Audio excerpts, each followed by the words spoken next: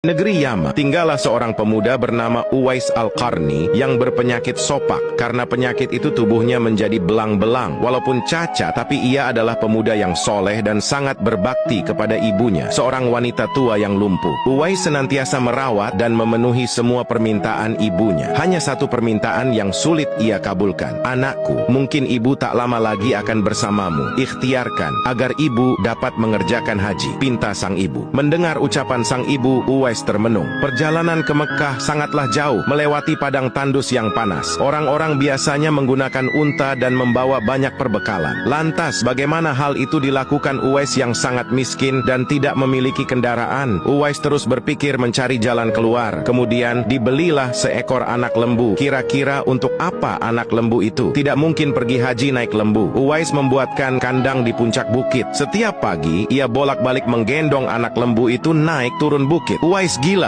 gila, kata orang-orang yang melihat tingkah laku Uwais. Ya, banyak orang yang menganggap aneh apa yang dilakukannya tersebut. Tak pernah ada hari yang terlewatkan ia menggendong lembu naik turun bukit. Makin hari anak lembu itu makin besar, dan makin besar pula tenaga yang diperlukan Uwais.